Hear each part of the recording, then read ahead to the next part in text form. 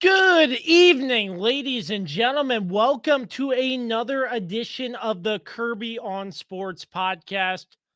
If you're just tuning in and you don't know who I am, my name is Josh Kirby. You can find us on all social media platforms, all streaming platforms, and at www.kirbyonsports.com. The Kirby on Sports podcast would not be where it is today without our fine and wonderful sponsors, PM Plus Reserves, Shenandoah Primitives, Dr. Dave Leadership Corporation, and Mark Francis with Icon Real Estate. Without your support, the Kirby on Sports podcast would not be where it is today. And thanks to all the fans and supporters of the Kirby on Sports podcast as well. On this live edition of the Kirby on Sports podcast, we will be taking a look at the NFC West, AFC West, NFC East, and AFC East, getting you set for the start of the NFL season. You know, what's better? What a better place to spend your Saturday night than with us right here on the Kirby on Sports podcast.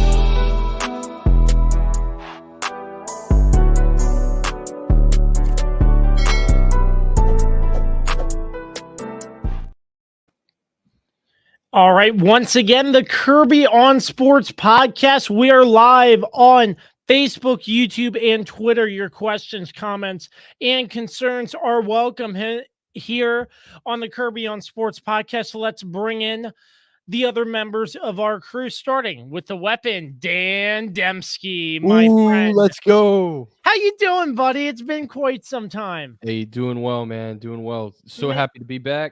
Hey, football season is just around the corner. We had college season kickoff today. Had a really good game there. Nebraska can't get the job done once again. But yes, thank God, man. Football is finally back. We've missed it for so long now. I'll say one thing, Dan, before we officially get moving into football. That O's game we went to, unfortunately, the O's did not win, but it was a great time. If you ever get a Camden Yards, get that hot dog with crab and mac and cheese. You will not be disappointed. Oh, man. I'm hungry. Please don't. And you did not get one, so I'm sure next time you go, you're going to get one. Oh, I am. And if, when the three-man booth goes to Baltimore again for the Ravens-Browns game later on this season, I hope they have a similar dish. I would assume they do. If they do, man, I gotta get it. I'm already hungry for that now, so I'm gonna stop talking about it. The third member of our team, the Swiss Army knife, Carlos Martinez. Yeah. Oh, there he goes. Always have to bring out the belt because the champ is here, baby. Let's go. We got winner number 1 right here, and we'll talk about winner number 2 in a little bit. What's going on, boys? That. He had that ready to stage and ready to go. Always at the ready, Mr. Carlos. Yeah, always at the ready. Respect, mad respect. My man Andy Burrows checking in with us live. Andy, thank you for tuning in. Sorry to break it to you, Andy, but those Ravens are going to whoop that Commander butt, just so you're ready. Yes, Andy, Dan is a Ravens fan, so get ready for that. All right, gentlemen, let's get into it. I'm Switzerland in this situation. I'm neutral. That was a good one, Carlos. That was a good one. Thank you. All right, gentlemen, let's get into it. The NFL is returning. We're excited. I'm sure each and every one of you are excited for football to be back. I'm I'm counting down the days at this point because it just seems like it's taking forever. So let's get started with just taking a look, previewing out the division, starting off with the NFC West. First and foremost, the Los Angeles Rams. We'll start off with them since Super Bowl champs, baby. yes, the Super Bowl champs finished off last season with a 12-5 record. I will say that some of their notable departures that I think are key for the Rams, Robert Woods, who was traded to the Titans, Andrew Whitworth obviously retired. He is now joining NFL Thursday Night on Amazon Prime. Von Miller, he's now with the Bills. So some notable departures there. They added Bobby Wagner and Allen Robinson, though. So it's just you left out that they also lost Odell Beckham Jr. Yes, I was getting to that as well. Odell Beckham. I had that whole list there, but for the most part, we thought towards the end of last season, or after the Rams won the Super Bowl, that they went all in. And my question to you all: do you think they have what it takes to potentially get back to the Super Bowl, or do you think it was one and done, like we were saying, and they went all in and got that Super Bowl? It's so hard to get back into the Super Bowl once you're there even one time. For a team to go back 2 years in a row, oh, shut up, Andy, is insanely difficult, statistically unlikely. So I'm going to say no. I don't think they go back to the Super Bowl this year. I think the NFC, especially the NFC West, the Cardinals are an interesting team. I know we're going to talk about them, but they were close last year. Let's not forget. I mean, the Cardinals just finished. Carlos, they finished one game behind the Rams, and they. Oh, you're talking about winning the division. Okay, I'm sorry. Yeah. No, okay, you're good. Okay. I'm sorry. I thought. Look, I'm looking. I thought for a second you were like they were one game closer to getting to the Super. I was like, wait, no. No, the Cardinals. Okay. The Cardinals struggled late in the season last year, and that was their downfall. And I'm sure we're gonna talk about that. But no, I don't think the Rams go back. Matt Stafford got his ring. It's a great story. You got to love it, considering all those years with the Lions and really carried the Lions all those years. So he and Calvin Johnson together. So no, I think it's insanely difficult to do it. I don't think the Rams will. I still think they're a really solid team. And look, I still think I still have them winning that division, but for them to get back into the Super Bowl for the second year in a row is just very, very difficult. So I'm going to say no. For me, though, the fact is, I think the narrative was the Rams don't have much money to work with. How are they going to re-sign these people? They still managed to find a way to find these pickups like Bobby Wagner, Allen Robinson. Not that they're potentially bank breakers. If you get some older guys or some guys that are have underperformed in recent years. Yeah, especially Allen Robinson. But still, they're finding a way to manage their money in a way so they can still pick up key assets in, you know. If you know what I'm saying. Yeah, no, I hear you. Bobby Wagner's an interesting one because I don't know. Well, Bobby Wagner is honestly past his prime. I mean, for sure. His production level has definitely declined over the past couple seasons. His last couple seasons in Seattle. Yeah. To me, like I agree with you, Dan. I don't think the Rams are gonna really make a run to the Super Bowl this year. I think that they'll make the playoffs. I think they'll win maybe a playoff game or two, but I don't think they're at the same. They don't have that same drive. I don't think, because I mean, they just won the Super Bowl. The Super Bowl hangover is real. It is. That's the other thing we're not factoring in here is that that was such an emotional Super Bowl, with the Matthew Stafford story of it all. On top of that, they were playing in Los Angeles. It was a competitive game. Really I just don't think that they replenished enough to make that run to the Super Bowl again. Also, Matthew Stafford is just already hurt, and we haven't even started the season yet. That's a great point, and he's questionable for week 1. Ooh, brutal. No, they're not. I think Because we're Dallas not will going to the leave. NFC Championship. Yeah, We'll get to I hate Dallas. We'll hate get to to say it. Dallas. We Yeah. will get to Dallas, and I have a- will We have a lay history here. down the law We have a on history with that. Dallas. Yeah. But I wasn't really phrasing that question because I thought they would have a chance to get all the way. I still think the hangover's there, and I think it's gonna take a little bit of a rebuild, if you get what I'm saying. Not that much, because the Rams are still a good team. I would It's I would say retool. retool. Yeah, Yes. Rebuild is like you yeah. have to start See, over. it's words like that I can't find, so I come up with that, and then it's I sound You're fine. stupid.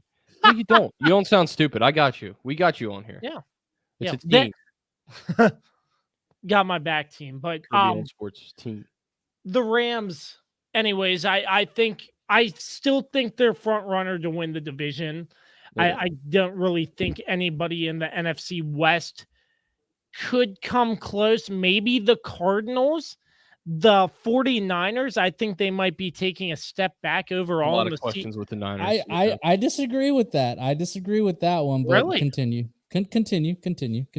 Well, I mean, I'm just saying they might be taking a step back because it's like Jimmy Garoppolo is still in the building, and it's been. But he's not known that- really part of the team right now.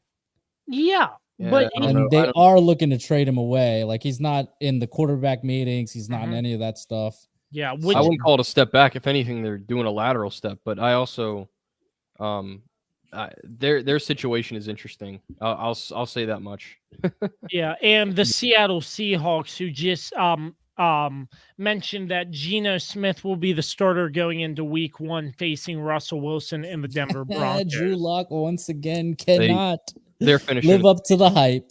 They're in the basement. There's just no. So The we Seahawks are- can get one thing straight: the Seahawks are finishing in the basement. You said for sure. rebuild For sure. for shit. Who was it now? Excuse my language. For the Rams. Yeah, the Rams. That's what I would use for the Seahawks. Yeah, the Seahawks are they're for in a sure in rebuild. rebuild mode. Oh yeah. Oh They, yeah. they got rid of all their like old school Legion of Boom guys now. Officially, they're all gone. Obviously trading Russell Wilson. It's dark times. If Pete Carroll's able to get, I think, let me see. What's a 7 fair number of wins? wins? Seven wins wins. is a great number of wins with that roster right now. 7-10 is a respectable season. You know, that's the way I see it. But Especially they're with more of a Geno 5-win team. Smith as your quarterback. Brutal, man. Geno Smith. Oh yeah. But yeah, I would like to get into, and I don't really want to spend a whole lot of time on this, but the Cardinals, obviously, Kyler Murray secured the bag, and Somehow, some way, secured the bag. yeah, if he's a and quarterback and he's decent. I mean, that's really what it is nowadays. That's the requirement to get a big Yeah, but contract. it's just, I mean, for the amount of money he's getting paid, I don't understand how you It's the could market. claim he. But it's I just know. like I it know. just makes no sense. with you, man. His contract. I mean, pretty much kind of screwed every other team, to be honest, because True. now you see the situation that Baltimore's in with Lamar Jackson because of the Kyler Murray contract. Because Well, Lamar's like, dude, like I've accomplished so much more than this dude. Like you got to pay me more than him. it also doesn't. Rightfully so. It also doesn't help that Lamar doesn't have an agent. That makes things more complicated, and I think that's the biggest obstacle right now. You know, if he had someone who was speaking on his behalf, it would be a little easier. But let's not get too deep into that. I agree with you, Carlos. I mean, that contract is insanely ridiculous, but it's hard because who else is going to play quarterback for that team and be as good as he is? You know what I mean? Like that's what I'm talking about. And sure, But to me, it's just like Kyler Murray's not even he's good. Like he's a good quarterback, I guess. But like he struggles with staying healthy. He collapsed. He always starts the season out great. I don't disagree. But then teams figure him out, and then he disagree. just can't. He just can't do anything for the But who for the would you second plug half and of the play? season. Who would you plug and play? I'm right not now? saying. I mean, there's no answer. That's my point. Yeah, there's no that's answer my to point. that. But what right? I'm saying is I truly believe the Cardinals definitely got bullied into re-signing him from I what agree. Kyler was doing. I don't think Kyler Murray's worth that much money because what has he done? You know, they went to especially after the playoff performance last year. How do you give him that big of a contract? Yeah. The That's past what two I'm thinking. seasons, they've collapsed down the stretch. Yeah. To me, the Cardinals this year, I'm not really that afraid of, especially because Hopkins isn't even going to be playing the first 6 games of the season. Yes, he is suspended. He is suspended. Then we have, you know, I mean, they traded a first-round pick for Hollywood Brown, which Hollywood Brown is good, but not worth the first-round pick. That was to a me. Steal. That was a steal for the Ravens. I'd say For the Ravens, for sure. I mean, they definitely won that trade. Yeah, man. I don't know. The Ravens. I mean, not the Ravens. I'm sorry. The Cardinals. Just, I don't know. There's just a lot of question marks, and I wouldn't be surprised if Cliff Kingsbury's a dark horse for first coach fired. Ooh. Dark horse. Ballsy pick. I like it though. Ooh. He did just sign an extension though, but it wouldn't surprise me. Yeah, I don't know. That's so tough. Because the thing last year was with the Cardinals' hot start. I mean, they were the talk of the town, and then you saw how they closed out the season. I think they were like what? I mean, I didn't buy into the hype. I knew it from the jump. I just know the Cardinals. This is what happens every year. They start the season out hot. Kyler Murray does some pretty incredible things. Don't get it twisted. He's a great athlete. You know, wow. Washington just missed that field goal. But let's go. Yeah, no, like that's how they always start. They always start out hot, and then either Kyler gets hurt for a little bit, and then he comes back and he's just never the same. Right. No, great point. Great point. Yeah, my point I also wanted to bring out in this contract, it caused a lot of drama or news to break about the clause that was in his contract about 4 extra hours of independent study. Changed a week later, but yes. Yeah, yes, changed a week later, but still that stipulation in the contract that was reported in the media that it's a little bit of a red flag. Yeah, it was a huge red flag. Exactly what you're saying, Carlos, because it's like if you're going to sign this quarterback to a massive deal and add that stipulation, what is that saying? There's a reason why. There was a reason why they put that stipulation in. Let's not forget what we all said back when we did the podcast on it, was that it's the Cardinals simply didn't trust him to study his film and stuff like that. Mm-hmm. And I brought up the example with Jamarcus Russell with the blank DVD. And they told him, yeah, you need to go study this. And then they asked him what was on, or they asked if he looked at it. He's like, yeah, it was really good. It was, I forget what the word he used was, but they're like, yeah, it was a blank DVD, dude. Like, we did this to prove we knew you weren't going to look at watching film, and study film. Yeah. So it's interesting. Those kind of conversations are awkward behind closed doors too. Like, yeah, you're our franchise quarterback, but we have this little thing we slipped in here that make sure that you're actually doing the work to make yourself a franchise quarterback. It's very odd. I can't remember ever seeing anything like that, at least in my years of watching football, but maybe so. Strange situation. Absolutely. And I think too, if the Cardinals struggle this season, I don't think Carlos is wrong about Cliff Kingsbury. He's definitely like, okay, we're starting to like, he hasn't proven himself yet, right? And when he was hired, a lot of people were like, really? That's the guy you bring in? The guy who, let's face it, he wasn't the best college coach. He struggled at times at that position. So yeah, could be some bad blood between Kyler Murray and this organization if things go downhill this year. Who knows? Because he's not going to forget about what was in that contract before they changed it. Just saying. So yeah, it's an odd situation for sure. Also, their defense concerns me a lot. So agreed. We haven't even talked about that, but yeah, they especially down the second part of last season, man, they were just they couldn't stop anyone. So concerns me for sure this year. Yeah. So far as we're diving into the NFC West, if you're just joining us live on Facebook, YouTube, and Twitter, the Kirby on Sports podcast here, I would say Seattle's definitely in the basement. I'm not really sure what positives we can say about Seattle right now. Obviously, Russell Wilson is gone. He will be playing in Denver now. The 49ers, obviously, are parting ways with Jimmy Garoppolo, moving on to the Trey Lance era. How do we think Trey Lance is going to do this year? Do we think he's ready to be that full-time starter role?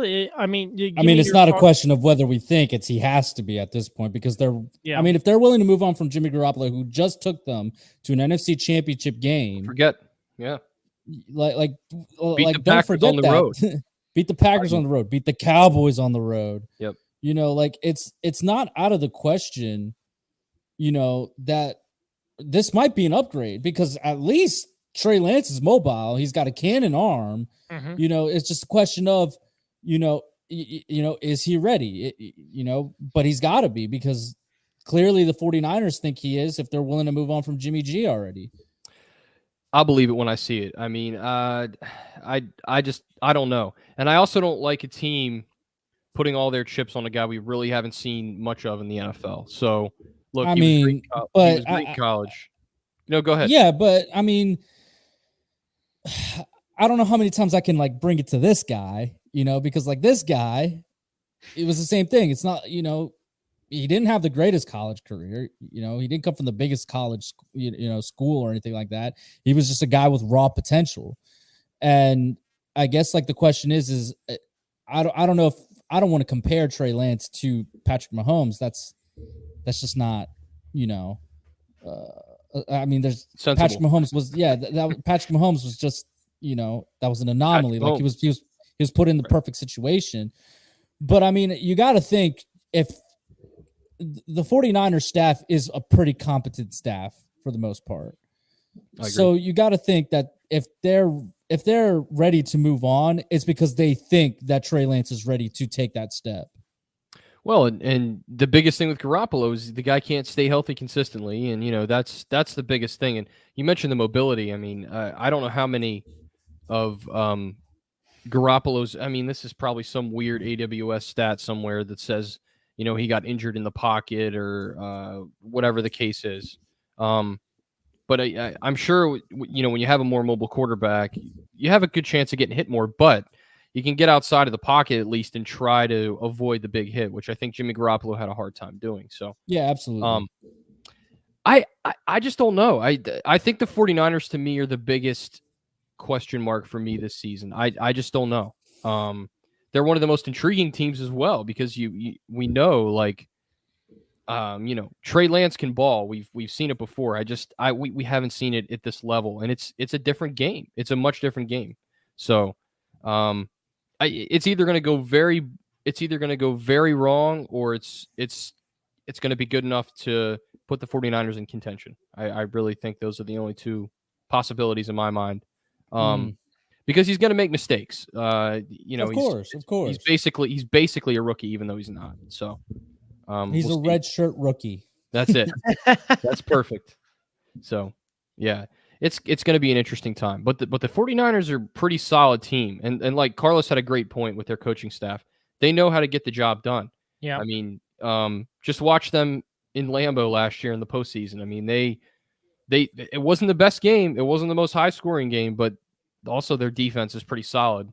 But that's but that's where the 49ers are really going to bank off of this season. Is they're more going to bank off of their defense. Good point. Of course, they did get the contract situation figured out with Debo, so now Debo's back on board.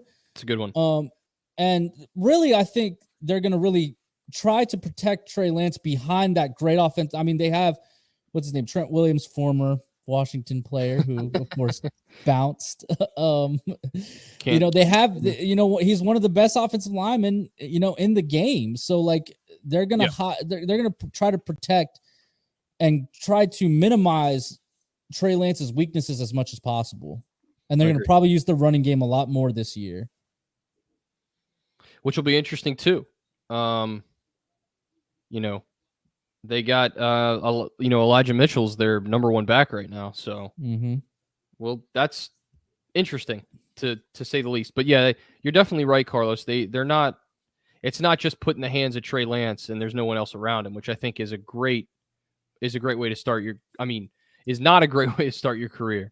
It is a pretty good situation the 49ers are in. Now, not as good as Kansas City with the Patrick Mahomes really coming into an organization that was already up and running. They were already winning. I mean, Alex Smith Right. had these guys in the playoffs. What was it, 3 out of 4 years that he was the quarterback there? That's right. So like, yeah, like. But the Niners have been in there too. I mean, they're pretty close. I mean, again, they were an NFC championship team last year. Yep. They were in that game, and you're convincing me slowly but surely. They I think that, beat the Trey top. Lance is good. Yeah, they beat the top. I mean, the 49ers had to go on a magical run just to even make the playoffs last year. That's right. That's absolutely. They had to beat the Rams that last game of the season. Mm-hmm. Then they had to go and beat Dallas in Dallas. Then they had to go beat Green Bay in Green Bay. And then, of course, they fell to Los Angeles in Los Angeles, the second time that they played. But they were still in that game. It's not like they got blown out. Very true. So, yeah, man. I mean, the 49ers, it will be interesting to see what happens there. But another thing we're not factoring in, the 49ers did just lose their offensive coordinator. He's now the head coach at Miami. Oh, yeah, good point. Yep. Good point. That connection was strong. So, and did Trey Lance have a good? I imagine he had a good relationship with him as well. I mean, he had to have. Yeah, you kind of have no choice, but. I guess the question is now, boys, is what do you think is going to happen with Jimmy G? Where does he go? What do you guys think? Oh man, it's a tough situation. Cleveland. Yeah, I don't know. I don't think so. I don't think so. Especially now because they know Deshaun Watson is going to come back at some point this season against Houston. No, he's for sure coming back against Houston. I feel like there's going to be another. There's going to be more punishment coming for him. I think. I don't know. As of right now, at this moment in time, sure, he's coming back against Houston. Yes. So for me, I mean, Jimmy G's last year of his because this is the last year of his contract, I believe. It's worth some odd $23 million, I believe. They just gave Deshaun Watson that gigantic contract extension. Yep. It's just do they really want to pay Jimmy G all that money too? They have Jacoby Brissett in, who has shown he's a capable number 2 that can at least try to hold it down while they wait for Deshaun Watson to come back. To me, the more logical place for Jimmy G to have gone is Seattle, but I don't know if Seattle really wants him at this point. It's going to be very interesting. I think there are a lot of potential suitors that could do well for Jimmy G. Sure. I mean, look at the this is probably a long shot, but you look at the Jets quarterback situation, obviously with Zach Wilson banged up to start the season. You got Joe Flacco playing. Obviously, Flacco's got experience, but who knows?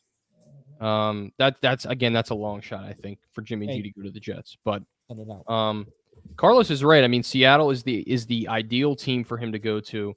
They didn't really want to. I don't think they wanted to go with Drew Lock, but they really didn't have a choice.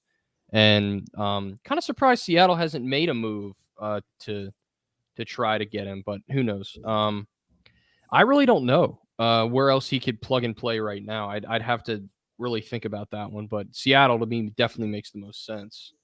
Yeah, it's really an odd situation. Maybe I don't know. Where? I said Atlanta, but Atlanta's got Marcus Mariota, and they obviously just drafted Desmond Ridder out of Cincinnati. So yeah, I don't know. I don't know. I think you're wrong, Kirby, in saying that there's a lot of potential suitors. I don't think there's a lot of suitors, especially because of the contract. Mm-hmm. It's because a lot. If you're going to bring in Jimmy G, the team's got to take that on. You got to. Yeah, if you're bringing in Jimmy G, then a lot of capital.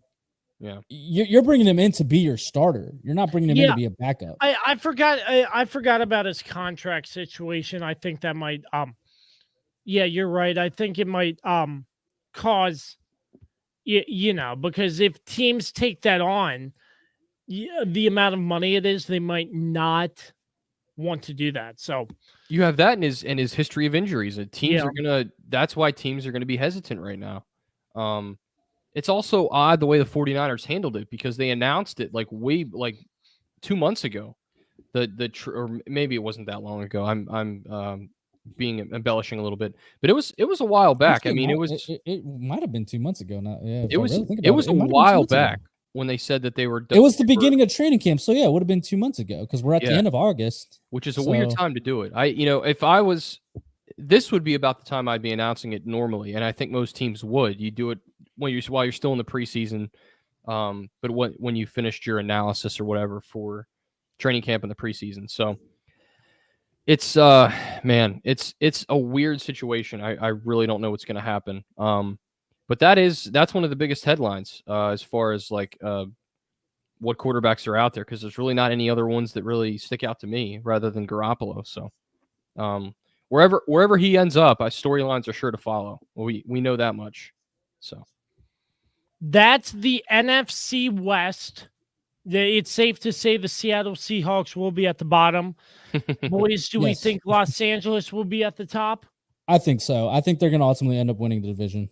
And Agreed. then the Cardinals and the 49ers can battle. They're going to be battling it out for the next two. Yeah, for the next two. I agree with your guys' list as well. Absolutely. It's a good day when we all agree with with something like that. Yeah, I agree with that too. You're tuned in to the Kirby on Sports podcast. We'll have more for you right after this. For sports fans living in condominium and homeowners associations, as well as business professionals, when you need a reserve study, PM Plus Reserves has been in business since 1990. Their studies are accurate and easy to understand. Check them out when your association needs a study. www.pmplusreserves.com. You can also contact them at 703-803-8436. Once again, www.pmplusreserves.com. Gents, welcome back to the Kirby on Sports podcast. Let's jump right in. Kirby, turn it. Your mic's a little Your hot mic there. is a little hot right Ooh. now. Ooh, I did not see that. There we Let's go. turn it down. There Fantastic. we go. Much better. Thank you, sir. Let's jump right into the AFC West. Why don't we, boys? And the home here we go. Chiefs. We're going to be doing that all year again. Welcome back. Welcome back. Home of the Chiefs. Well, let's get right into it. Obviously, this is the most interesting division in the NFL. It's going to Agreed. Speaking of Chief. Agreed. I think it will be one of the most loaded divisions, and I'll say it is why. the most loaded division. It is. Because it's not. It will be. Right there. Russell Wilson is now Denver Bronco, so you have firepower in Patrick Mahomes on the Chiefs, Carr on the Raiders, Herbert on the Chargers, and Russell Wilson for the Broncos. Mm-hmm. Yeah, Carlos, what were you saying, Dan? Oh, I thought we were going to start with the Broncos. Like, anyway, go ahead. No, we're starting from division winners. Yeah, I down. know the top. Yeah, I know. Rub it in. Starting from the top, the Chiefs and the home of the Chiefs. Carlos, give us your thoughts. Yeah, let's hear it. I mean, I feel like, obviously the loss of Tyreek Hill was big this offseason, but I feel like what they did with the draft capital that they got and then the signings that they made, I feel like they did a relatively good job of kind of as building the team that the way that they wanted to. I mean, a lot of talk out of Chiefs headquarters and camp is, things are looking pretty good right now. And a thing that really scared them was how easily teams were figuring them out. And because we saw it last season, the Chiefs really struggled at the beginning of the season. And then we saw it in the AFC Championship game, how the Bengals pretty much played, cover, 2 or whatever it was, and basically just made sure that the Chiefs didn't get behind them. Every team tried that, obviously, but some teams were more successful in it. I think with the additions that they made, I think Juju Smith-Schuster is about to have a monster season. I think Patrick Mahomes is about to, have the vibe of this team. To me, really feels like what the Golden State Warriors were this year. In my opinion, it's going to be a very, you think Patrick Mahomes, everybody's already talking about Josh Allen. People are talking about, well, really it's mostly Josh Allen, to be completely honest, as he's the best player in the NFL. Patrick Mahomes is like, I'm still here. Like I've been to the AFC Championship game. What is it? 5 years running now. I've been to the Super Bowl twice. Yeah. Yeah. Twice. It's just, I don't know, man. It's to me, I really like where the Chiefs are at right now. I think defensively they're better.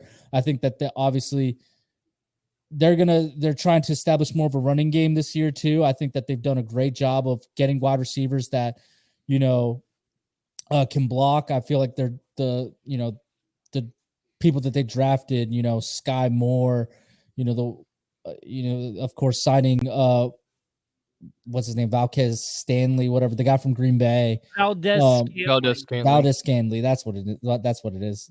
I knew it was MVS, but I was like, what's his name again? I can't remember. I'll remember his name as the season goes on. But yeah, like I obviously Travis Kelce, and I just really like where the Chiefs are at, and I really truly believe that they might make a run to the Super Bowl again this year. Yeah, I mean, let's not act like they're not the best team in that division, right? I mean, they have been, and they have been consistently. Everybody's been talking about the Broncos, Russell Wilson, and look, Russell Wilson makes them better. I know we're going to talk about that, but I just don't think it's going to be the home run that everybody thinks it's going to be. But I know I agree with you. I agree 100%. Thank you, Carlos. But yeah, Kansas City, come on. They've been there, they've done that. And you know what? They like not having the full attention on them right now. They'd rather have it that way so they can go back and like remember when you were talking about Denver and Russell Wilson and how great they were going to be and blah blah blah. Well, and the Chargers, we're still here. Justin Herbert, and right, exactly. And they said, we're still here. We're still the same old Chiefs. We still win. That's what we do. So, yeah, the Chiefs are not by far, but the Chiefs are the best team in this division and the team to beat. And anybody who says otherwise, I'm sorry, you're crazy. You're crazy. They're delusional. I'm saying otherwise. No, I'm playing. No, you would be that one guy to say the Stephen A. Smith of this podcast. He would say the Raiders are. Yeah, I agree with you, Dan. I think they're going to be the team to beat, and I think we're all in agreement that the Chiefs we're predicting will finish off first. I mean, listen, the Chiefs will always be the team to beat as long as they have this man. Okay, as long as they have Patrick Mahomes. I mean, what are we even talking about? He's a game changer. He's yeah. It's not I'm so excited. It's not even a competition. I can't wait for football to start. I just can't wait to see some more Patrick Mahomes highlights. So I would like to touch on the Broncos because I do agree with both of you. I don't think... Whoa. Are we not going in order here? Are we not supposed to talk about the Raiders next? Oh, okay. Let's talk about the Raiders. All right, let's talk about the Raiders and how top-heavy they are. Aren't they They're a very top-heavy team. Derek Carr got an extension. They have Devontae Adams now. Hunter Renfrow got extended. Max Crosby got extended. I don't know. They are top-heavy. I'll say that. Yeah, they're very because then after Chandler Jones, Max Crosby, of course, Darren Waller, and oh my God, why am I drawing a blank? Devontae Adams. Wow, geez. After them, like there's really like nobody. What, Hunter Renfrow? No, I'm just kidding. I mean, Hunter Renfrow, he's a solid receiver, but he's not like a game changer. Yeah, he's okay. Yeah. Plus, he's from, he used to play for Clemson, so. Clemson, yeah. Anyway. Back during the glory days. Dabo misses those days. Anyway, yeah, the Raiders, I think, are still they're a solid team, but I mean, the way you describe them as top heavy is a good point. Their secondary is alarming. which I know, obviously, I agree. I think we could say a lot of teams in the NFL have an alarming secondary, but I would say most of the bulk of their power is going to come from Derek Carr, and that's kind of what it was last year. They had to score a lot of points to stay in games or to have a chance to win last year. That was basically every game they were in, was just an absolute slugfest on the scoreboard. So that's how I think they'll have to win the same way this year as well. Really solid team, especially offensively. They're not going to have any issues there. I think they will struggle on defense. So I still think I think they're a second place team in this division. I think they kind of stay where they are. You could argue that Denver could surpass them, and the Chargers are a really solid team too. So really, I think this division, it's Kansas City at the top, and then I think really the bottom three spots could in my mind go anyway. That's kind of how I feel. The one thing I would like to add, and I haven't watched a lot of the Raiders in the preseason, but Boys, I'll be right back. All right, Carlos will be right back. We're gonna put him backstage. He has to go do something. So it's me and Dan. So Dan, as I was saying, I wish Carlos haven't watched the Raiders in preseason. Yeah. So I haven't watched much of them, but I have a feeling Josh McDaniels is going to have a very great season with them. I think he will be a very great head coach for this Raiders team. It's been a while since he's coached. He's been with the Patriots under Bill Belichick for many years, but I think he has enough coaching experience to potentially guide this Raiders team to the playoffs if the pieces to the puzzle are on the field for them. Yeah, he was a pretty good hire. Just looking back when he was the Broncos coach, is a little.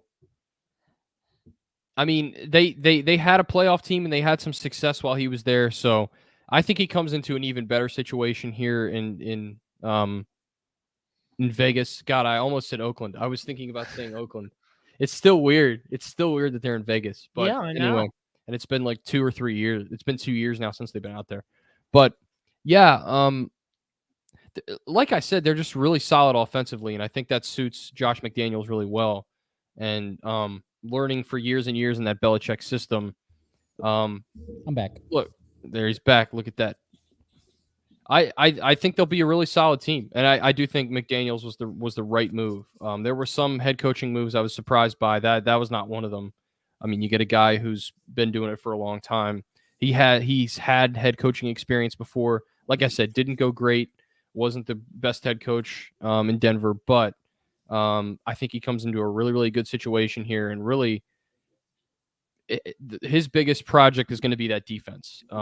Trying to help that defense be established, because that's really what they struggled with last year, big time.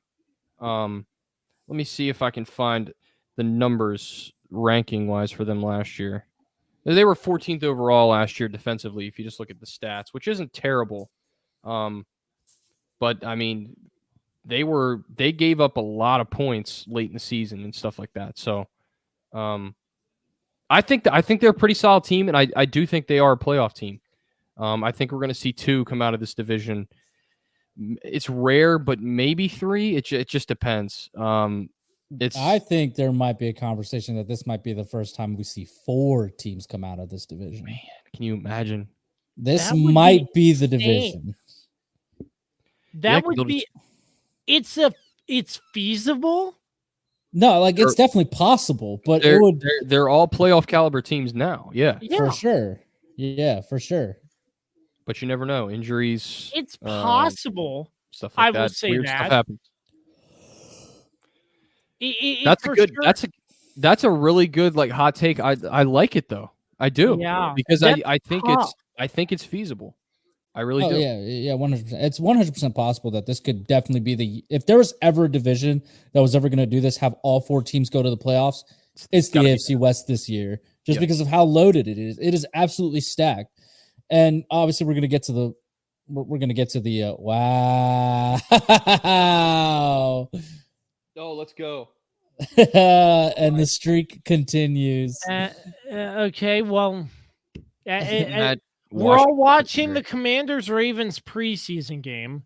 If you haven't already noticed, That but was a bomb, by the way. That Gotta was a say. bomb. yeah, it was. But That was. anyways, what were you saying?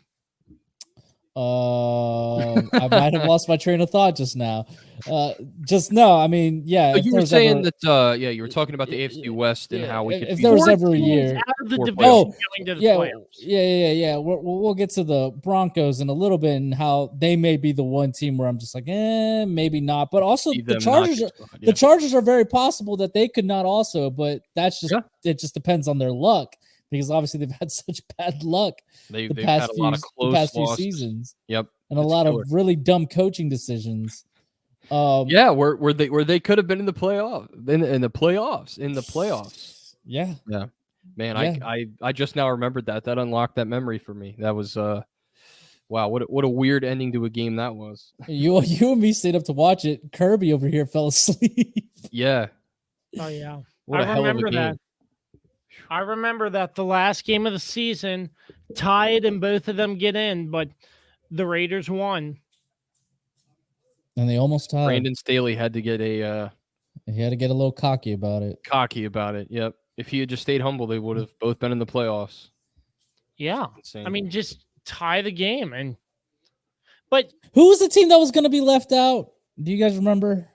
Just a little Pittsburgh, side note here. Wasn't it Pittsburgh? Was it Pittsburgh? Yeah, because Pittsburgh got in. Gotcha. And because they did not belong in the playoffs. They did not. If I remember correctly, they got completely wiped. They got waxed, in the playoffs. Yeah. It made me happy because the Ravens didn't get in. I was like, yeah, let's go. So good times. So let's talk about the Chargers here for a second. Obviously, they were eliminated in the last game of the season.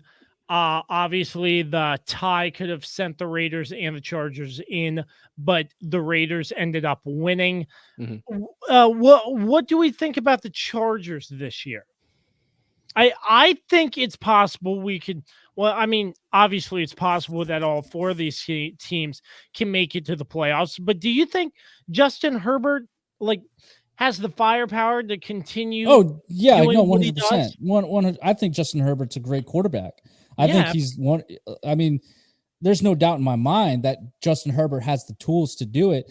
The thing that has shot, and also the Chargers have made some great offensive additions and defensive additions, this season alone. I mean, they got Khalil Mack, just for starters to really boost that defense up. Great point. To me, offensively, the Chargers have the weapons. There's no doubt about it. Yeah. The issue has always been weird stuff happening in games where they somehow lose, or just bad coaching decisions, bad clock management, going for it on fourth down for no reason when they don't need to. I mean, and again, they could have made the playoffs last year on such a weird rule, or on a weird, not rule, but on a weird, math equation thing where if they just tied the game, they would have gotten in, and they almost did it, and then it didn't happen. So yeah, for sure, the Chargers for sure are a playoff caliber team. It's just, can they break this bad luck juju that they've had? Yeah, I kind of view the Chargers and the Broncos in the same sort of light, especially the Chargers. Carlos is right. They've had a lot of bad bounces. They've had some bad luck, and Carlos said it at the top. It's been bad coaching. How you doing, Cedric? My man said, "Thanks for tuning in, buddy. Good dogs." It. It's so they're, to me, there's sort of a mystery to me.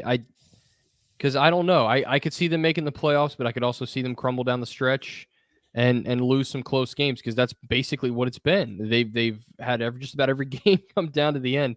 And even though I'm not a fan of the Chargers, God, I watched so many of those late afternoon games last year where my heart was pounding when it was coming down to the end. And I'm like, why am I stressed about this? This is not even my team.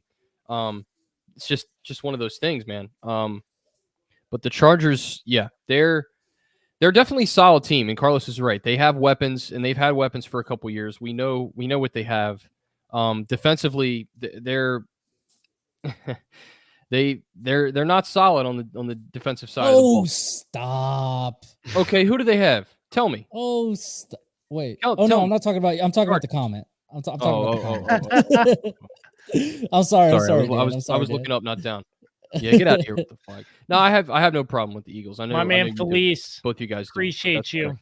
We'll get to that. Anthony's Pizza, home of the Warrior, best pizza. Shout ever. out to Anthony's. The draft parties are it's so fun. Oh yeah, Right. That's right. right. Sucks that Dan hasn't been there for the past 2 years, but we'll get him for year 3. I'll be there. Hey, I'll be there. But yeah, I think the Chargers are definitely a playoff caliber team. They have to finish those close games. That is the number one thing for them. And they did have 2 or 3 really dumb coaching decisions that costed them as well. Staley has to get out of his own way. It seemed like he was trying to prove something with some of those decisions, that he's this genius. Were they doing it because they were they're like the Ravens, where it's like all based on analytics? All in. Was that why the Chargers were doing it too? I can't remember if they were. Some of the fourth down calls were like, really, like 4th and 3+ or whatever. Whatever the yardage was. I can't remember, but I don't know if Staley ever answered that for sure. If it was because of that, or if it was a gut feeling. I can't remember. Yeah. But it kind of just, it seemed to me like ego, like he's trying to prove a point, like he's trying to be the next great coach and show everyone. But I don't know. I could be dead wrong with that. Yeah, I think the most concerning thing about Brendan Staley is he's supposed to be a defensive coach, and his defense was absolutely atrocious last year. Really bad. I think that's the most concerning thing about the Chargers. Offensively, like I said, man, I'm not worried about them offensively. I'm very much worried about them defensively. I think adding Khalil Mack is obviously a big deal. Hopefully that helps him out. I mean, Asante Samuel Jr. this is another year for him. He had a pretty decent year last year. So I don't know. With the Chargers, yeah, I agree that they're kind of going to be in the mix for 2-3 for in this division with the Broncos. Yeah, they just got to. The big thing is for them is to get stops defensively and find a way to put teams away, because they get very conservative late in games, and that's concerning to me. Or they go for it and give the other team the ball back with in their own territory. So they basically stop playing to win. They start playing, they basically play not to lose. Not to lose, exactly. Yeah. So that's that's it. I think from my end, I don't know if Carlos has anything else to say about I got nothing else on the Chargers. Yeah, I think you all hit the nail on the head there. Offense looks good, defense, but still, I think they have a really good shot of making it to the playoffs. Winning the division, probably not. I would like to talk a little bit about the Broncos, because you both said Russell Wilson. Yeah, something about, I forget what you said, but it's something about home run. It's not going to be a home run move. It's not going to be a home move. Everybody thinks it is. Yeah. Why do we think that? Go ahead, Dan. Because he's old, and we've seen in the last couple of years he's gotten washed up. Come on, you can't look at Russell Wilson the last couple of years and look. I know he didn't have a whole lot. I mean, he had DK. Let's say that, but outside of that, the Seahawks didn't have much. But even like his arm, it just lost a lot in the last couple of years. And I know he's been banged up a lot. That offensive line was not great in Seattle last couple of seasons. No, it was not. But I just don't know. I don't think it's going to be there. I don't think it's going to be this, the Broncos are a team of destiny now because of Russell Wilson. I just don't see it. And look, I think he's a great competitor. I still think he can play at a high level, but to think he's going to put that team in a deep playoff run this year, to me, is just ludicrous. It's ludicrous to me. Yeah, no, I agree completely. This was a team that was 1-5 last year in the division. 1-5. I got to make sure that's right, because that doesn't sound right. Hold on. Remind me, who's the new head coach for the Broncos? Oh, Does shoot. anybody- Nathaniel Hackett from the Packers. Yeah, who's that? I yeah, mean, that's right. His offense, the Packers offensive coordinator, former offensive coordinator. Yeah, That's okay. right. offensive-minded coach. It's pretty easy to be Aaron Rodgers' offensive coordinator, though. Just basically just give the keys to Aaron Rodgers and let him do what he has to do. That's true, but still an offensive-minded coach, I feel like he can help Russell Wilson out. I mean, Well, I know obviously, Russell Wilson's a vet, but still. he doesn't. I don't think he needs it at this point. But I mean, it definitely helps considering that the former coach of the Broncos, Vic Fangio, was a very defensive-minded coach. Correct. The thing about the Broncos is they do have a lot more weapons. They have a better offensive line than Seattle does. The only thing is a lot of people still, when they think of Russell Wilson, a lot of people still think of like the old days, the 2014, 15 version of Bingo. Russell Wilson, or the one that got them to the Super Bowl where they lost to the Patriots. The problem is Russell Wilson is obviously, he's more effective when he runs, and now he's not. Yeah, he doesn't. He's not scramble mobile anymore. He's not a scrambler anymore. So now he's become a pocket passer, and he's just not that great in the pocket. You're asking a guy who's not. You're asking. He's not the tallest guy in the world. Yeah, you're asking a 5 foot 11, 10 guy to make these passes in the pocket, and he's just not that. He's just not going to be this as accurate as he is when he's on the run. He doesn't run anymore, and that's why I think a lot of people are going to be surprised by how not. I'm not saying he's going to suck, but I'm not saying he's not going to be as great as people think he is. People think that this is another version of the Peyton Manning experience, but yeah, I don't think it's going to be like that at all. No. Well, and I hate to go back to Peyton Manning, but the fact that he was able to play as well as he did after having that severe neck injury, it's something that no other quarterback, I don't think, in the history of the NFL could have overcome. But that's Brady. Okay. Yeah, I'll give you Brady. But that's a remarkable story in and of itself, and people really don't talk about that enough. I don't think when you. But the other thing that people kind of forget about the whole Peyton Manning thing is that last year, man, like he was not good. They didn't win that Super Bowl because of Peyton Manning. They won it because of that defense. It's true. It's a good point. I will say this. The last time the Broncos were in the playoffs was when Peyton Manning in that Broncos when they won the Super Bowl, when they won the Super Bowl. They haven't been to the playoffs since. I feel like they haven't been able to find a quarterback since then. They've gone through so many guys. It's been hell for them. Yeah, absolutely. John Elway has not been able to evaluate the position he played that well. You know what I mean? It's just funny to me. They lucked into Peyton Manning. Like they got lucky on that one. But listen, I think a good first step, because in this first year, I just don't see the Broncos making a deep run if they make it to the playoffs. But a good first step is getting back into the playoffs. And I feel like with this Broncos team, with Russell Wilson being a veteran, Dan, to your point, as you said, he's old. He's maybe past his prime. Maybe he is. But maybe this Broncos team is a good refresh for Russell Wilson, and he'll go out and tear it up. Whatever the situation may be, I think a great first step for this Broncos team and Russell Wilson is to just get to the playoffs. Because I talked to Taylor Kilgore of Fox 31 maybe a month or so ago. Shout out Taylor. Great work over there on Fox 31, by the way. But she said it's a great time to be a Colorado sports fan. Because obviously, for sure. The Avalanche won the Stanley Cup, and people are hype that Russell Wilson is now a Denver Bronco.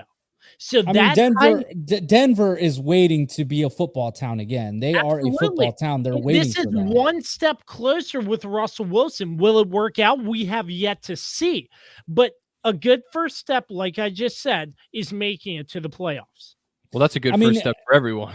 I mean, yeah, when you're going from Drew Lock to Russell Wilson, it's a major upgrade. Yeah. So to me, like, don't get me wrong. Sure, I don't think Russell Wilson is going to be this like gigantic thing that's going to happen to Denver. I don't think he's going to be like the MVP of this season or anything like that. Mm-hmm. But I do think he's going to get the Denver Broncos into the playoffs for sure. Yeah, I kind of agree with you. Especially because on paper they had a really good defense last year. Their offense was really what was slogging behind. They were obviously they were below average last year on offense. Russell Wilson definitely makes them more competitive and a better offense. But I don't know. I have more faith that the Chargers, Raiders, and Chiefs could get in than the Broncos. I'm still a little unsure about the Broncos, but we'll see what happens. I would have am. more faith in the I am. Broncos than the Raiders, in my opinion. See, the Raiders they're so loaded on offense, and Derek Carr has shown that he can play at that recently. He has shown he can play at that extremely high level. Russell Wilson, to me, hasn't shown that in the last couple of years. So I don't know. Denver's defense is definitely better than the Raiders, but it's pretty close. You're splitting hairs at a certain level, I think, but we'll see what happens. Mm-hmm. It's a really, like Carlos said at the top, most interesting division of football. Everybody's going to be following it, especially when you have 4 superstar quarterbacks, at least big name superstar quarterbacks that are all playing for these respected franchises. It's going to be a hell of a season in this division, I think. Absolutely. I agree with that. I really do agree. Well I done. got nothing else. I got nothing else for this division. That is the AFC West. Coming up next, right after this, we will talk about the NFC East. Are you ready to do some back and forth about the NFC East, Carlos? Yep. Can't wait for this, boys. That's coming up right after. Now you're going to be Switzerland. Is it finally time to upgrade your home's interior? How about with an authentic farm table made locally from recycled barnwood? Shenandoah Primitives, based right here in Winchester, Virginia, makes farm tables, benches, tables, coffee tables, and a long list of other items for your home decorating needs. At Shenandoah Primitives, function and style are combined for great furniture that will last generations. If you're interested in combining the industrial look of metal with wood, or considering something incredibly unique with a live edge, Shenandoah Primitives turns those ideas into reality. Thinking about a mirror, wine rack, or other accent piece for your home, Shenandoah Primitives can assist with that as well. As a local small business, Shenandoah Primitives is happy to work with each client for a custom design or schedule an appointment to come out and view current inventory. Local, high-quality, handmade items can be found at Shenandoah Primitives. Find us on Facebook and Instagram or visit us at www.shenandoahprimitives.com. Once again, that's www.shenandoahprimitives.com. It's time to talk. Yeah. Switch the jersey, I see. We had to make a little set change. Yes, it had to make a little set change. So it's the NFC East as Dan Dembski stepped aside for just a little while. So what do we think about the NFC East this year as a whole? I mean, obviously. How about we save the NFC East for the last part of the show? Let's talk about the AFC East instead. Should we? Yeah. I'd rather save the main event for the main event. If you want to do that, we're going to take a detour. It is the AFC East. Not sure if Dan wants to stick around for this, but sorry, Dan, we'll start without you until he gets back. Obviously the Bills 11-6. Yeah, he's back. And Dan is back. Dan, we did a little detour while you were away. We were talking about the AFC East, getting you set for the main event right here on the Kirby on Sports podcast per Carlos Martinez. So obviously you have the Bills who are knocking on the door to getting to a Super Bowl. I think they are very, very close. Obviously, the Jets last year 4-13 record, the Patriots a 10-7 record, and the Bills kicked them in the rear end in the playoffs. And then the Dolphins. Obviously, the Dolphins with new head coach Mike McDaniel from San Francisco. By the way, those press conferences are really funny and so on and so forth. But for the most part, let's just start with the Buffalo Bills.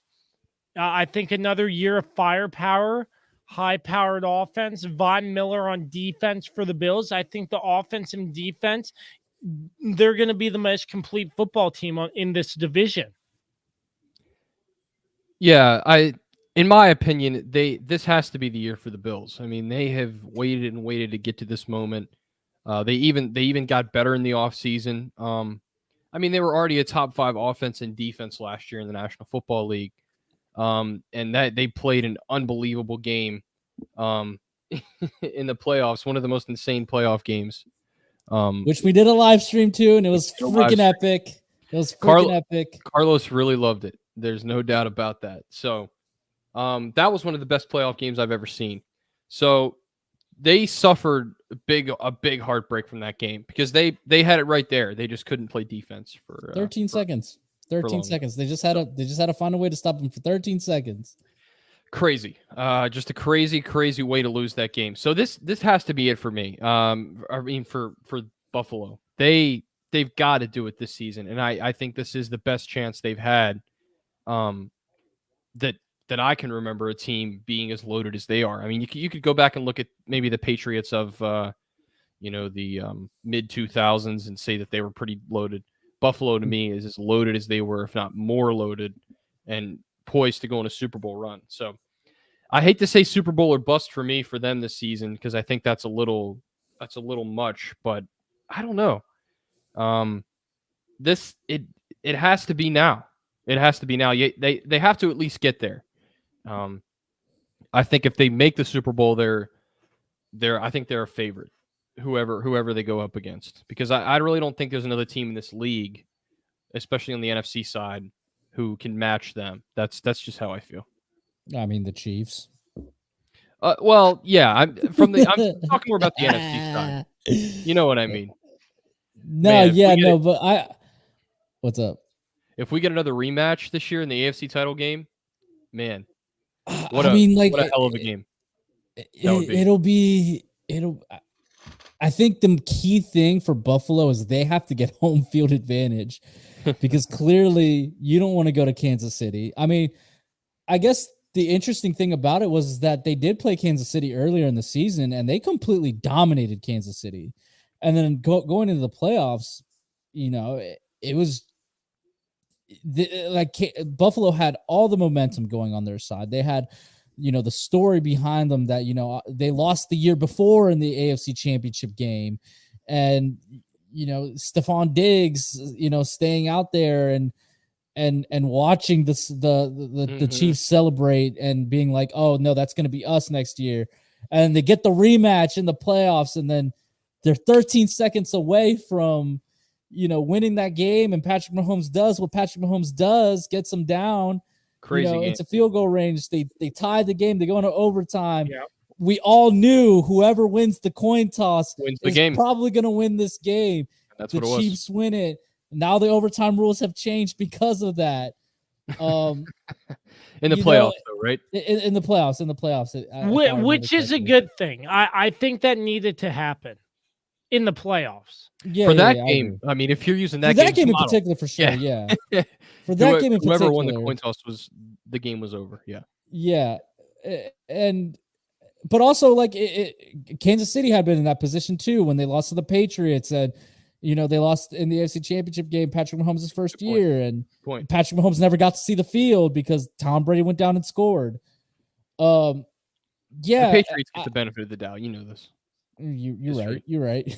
But yeah, no, I think for sure this is a big year for the Bills, but there's one thing that we haven't mentioned is the fact that they don't have Brian Daboll as their offensive coordinator anymore. The guy who is given a lot of credit into really developing Josh Allen from this raw, this raw green product and really develop him into one of the best quarterbacks in the league. Great I point. mean, a lot of people were not excited about Josh Allen coming out of college. They just knew he had a big arm, but he had a lot of raw talent. His mechanics were very bad. And this is the man who really, developed him into what he is today. That's a good point. I do agree that the Bills have gotten better. They have lost a couple pieces, but not really major key pieces. They re-signed, Diggs. Obviously, Josh Allen is ready to go. If there's a year for them to get to the Super Bowl, it's probably this year. But they do have to get past Kansas City. They do have to get past any other AFC West team. I think they're pretty much locked in to win the AFC East, but the West is what I meant to say. The West is going to be their biggest hurdle to jump over.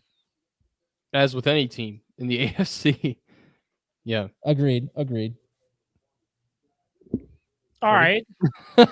So come on, host. Yeah, so I think you all touched on it pretty well there about the Bills, but Dable for sure, because whoever is the new offensive coordinator for the Bills, Josh Allen, I think he'll be fine. I'm not worried about him. Yeah, he knows what he's doing by now. Yeah. He's fully developed as a quarterback, so I got no concerns about that. So let's talk now the New England Patriots, Yes. who lost to the Bills. Yes. In the playoffs. They got, my gosh, they got dominated. Yes. The Patriots, Bill Belichick once again, Mac Jones, another year progression. Do we think he'll do well? Their defense. The Patriots, what do we think about them this year? I'm not very high on them. I have very mixed thoughts about the Patriots. I'm not very high on the Patriots. It's not looked good so far. A lot of not bad, but a lot of not great stories have been coming out from there in terms of how the team is looking. I'm not necessarily high on the Patriots. I don't think this is going to be a good year for them. They obviously lost. Josh McDaniels is gone now. I think Mac Jones is still going to play pretty well. But I just don't like what they've done offensively. I just don't like how the Patriots really build their teams. It's just, Brady really covered up a lot of things while he was the quarterback there.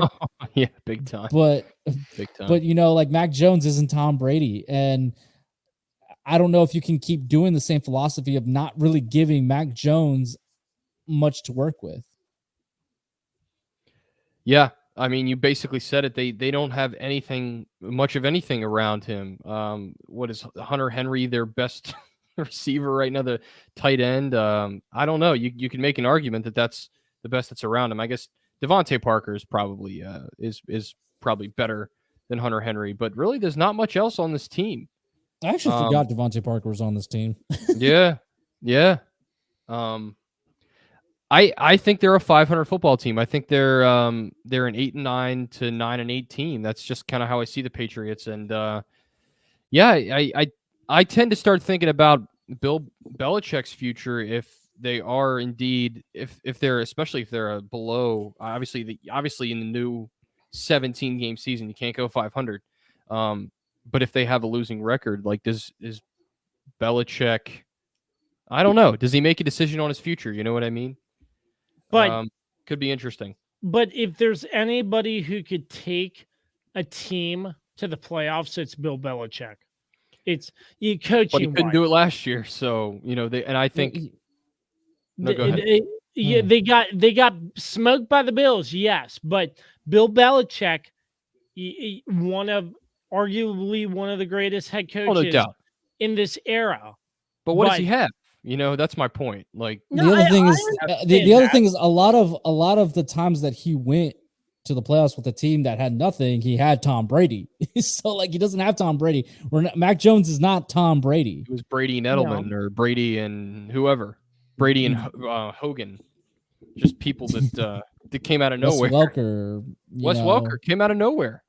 So, yeah, it's I think we're all in agreement. I think they're probably I think they're a third place team in this division this year. That's just how I see it. I don't disagree, but I'm just saying on the off chance that the Patriots have a shot to get into the playoffs. If any coach in this league has a chance to take that team to the playoffs, it's Belichick. Everybody Correct. knows. Correct. That's Everybody what knows. I was trying to say. No. Yeah. So that's the Patriots. We're all in agreement there. The Miami Dolphins, obviously, they had a lot of off-season drama regarding their former head coach Brian Flores getting paid win-off games, getting fined for tampering or something like that. Yep. I mean, it's Tua. They have Tyreek Hill now on the offense. Maybe some explosion there. I mean, the Dolphins, do we think this is the year they can make the next leap? I mean, it has to be, considering all the moves that they made, all the draft capital they gave up to get Tyreek Hill. Yep. You know, this has to be a make or break year for Tua. Tua Tagovailoa. Jesus, I got tongue twisted there. You know, he has got to show something here.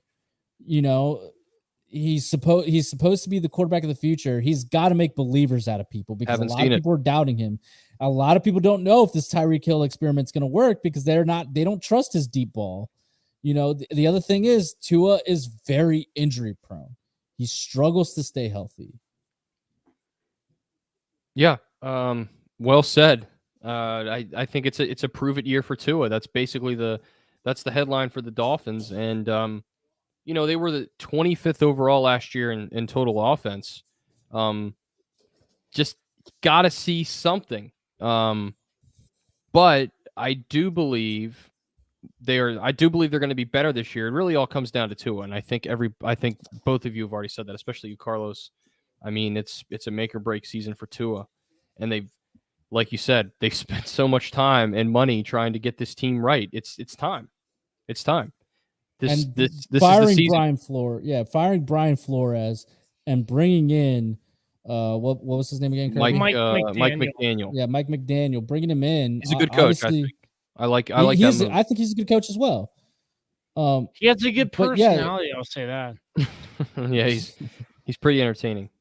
Yeah, but I'll say for sure, like them doing that, then also trading away so much draft capital to bring in Tyreek Hill, give Tyreek Hill the big contract extension that he wanted, that Kansas City was not willing to give him. Keep him happy. Yep. You know, well, not willing to give him. It's just they kind of assessed it all. It's a long story, but that was I think that was a good move for the. I mean, no, I agree. I think that if you were going to lose Tyreek Hill, this will be the best time to cut bait with him, and then, you know, get as much capital as you possibly can, which they did, and then do what they did with it, which is really improve the team. That we're back on the Chiefs. Let's get back onto the Dolphins. I think this is they're trying to go all in to try and at least get to the playoffs, because they haven't been able to make the playoffs. You got to do it. They have to. If you're gonna do all these moves, you got to be one of those 3 wild card teams, because we know for sure they're not winning. They're not winning the division. You know that this is the Bills division.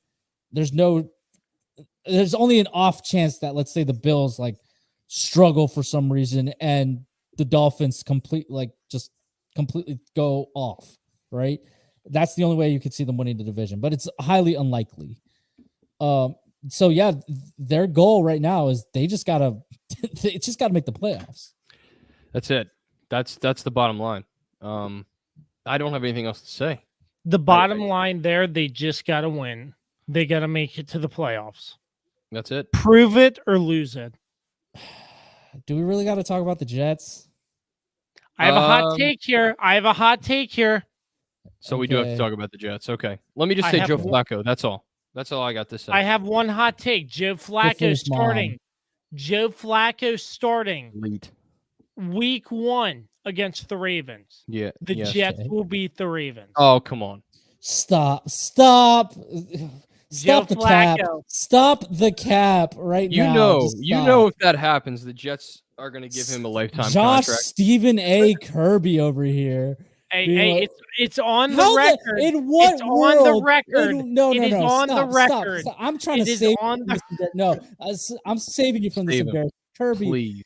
in what world is Joe Flacco going to beat Joe Flacco today? Going to beat Lamar Jackson and a healthy Baltimore Ravens? 37. He's 38 years old now. Hey, Come I'm on. just saying, Joe Flacco Stop. might be. No, stop. Might Stop. be Stop. Thursday. He's saying that to get under my skin. You're trying too hard here, Kirby. You're trying too hard to be controversial. Stop. Go home. Stay home. It's a joke. Yeah, the Jets are a dysfunctional team. Yeah. You said the Jags would beat the Colts, and that happened. So I'm just trying to get a hot take here. Okay, but we're talking about Carson Wentz. We're not talking. We're talking about Joe Flacco at the age of 38 versus Lamar. Come on. Versus Lamar Jackson, who's in his freaking prime. Have you seen the man? He is jacked. He's swole. He is yoked. Yeah. He's ready to go. I'll say one thing about Lamar Jackson I find unique than other quarterbacks in the league. Okay. His sideline attire, he always wears Oakleys. I don't see players ever wearing sunglasses on the sidelines. All right, moving on. Lamar Jackson. Moving on now. This was not relevant to the conversation whatsoever. Just has to derail it every time. Anyway. Yeah, by the way, can the Jets win a game in division? They were 0-6 last year within the AFC East. Nope. The bottom line, they have to win one game in the division. Kirby, come on. Taking the easy way out. The bar is low. The bar is low for this team. The bar is low for the Jets. I feel like they could win one division game. One. I feel like. With Joe Flacco at the helm. Yeah, I don't think Flacco makes me yawn. I don't know. Sorry. I don't think we have to say much more about Stifler's mom. That's what we have to say. Throwback. Shout out to Zach Wilson. I don't think really doing the Lord's work out there. My pleasure. Carlos, I guess you're ready for the main event. Yeah. He's got to suit up. We got to let him suit up real quick. Let's let Carlos do what he has to do. What do I have to do? What? Well, I Dan think said you had to suit up or something. It's time for the main event as we postponed the NFC East to our last segment. The worst for last. I'm kidding. The worst for last. Hey, just outside of Dallas. Outside of Dallas. Hey, stay tuned. This is gonna be a fun one. Hey, sports fans. Thank you for listening to and supporting the Kirby on Sports podcast with founder and host Josh Kirby, along with lead contributor Dan Dembski. Like, subscribe, and give them a 5-star rating wherever you get your podcast from. My name is Dr. Dave Miles, founder of Dr. Dave Leadership Corporation. Our company helps leaders build engaged and productive teams. Exclusively for listeners of the Kirby on Sports podcast, you can take an opportunity to discover your primary communication style and learn more about effective communication with others.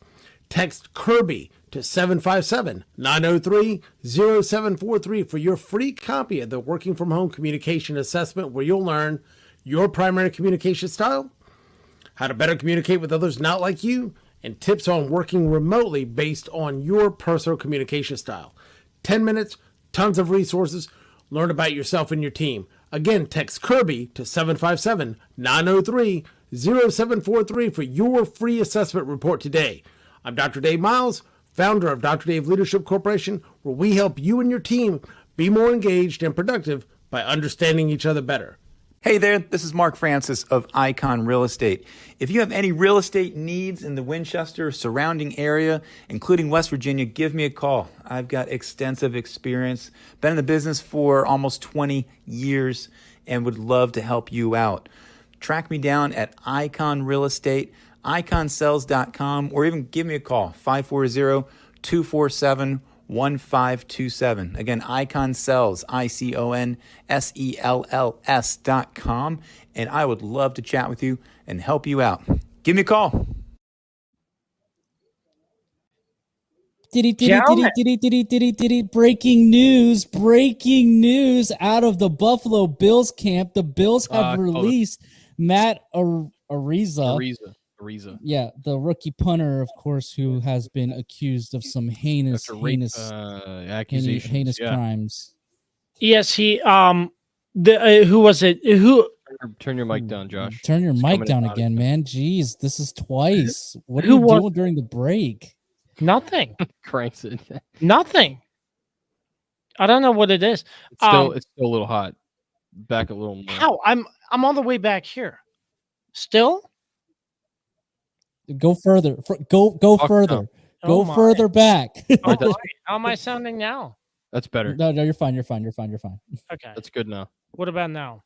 Okay. You're good, Technical you're good. difficulties. Okay. Anyways, yeah, who was it? The Bills' backup quarterback bombed Matt 30 Barkley. Yeah, a 33-yard punt. He punted that pretty well. They were just trying out everybody in the punter position there. You don't have a choice. I mean, you usually most teams don't carry a backup punter, so Well, they'll get somebody. Well, gentlemen, it's time for the main event. Dan will be acting as Switzerland as we.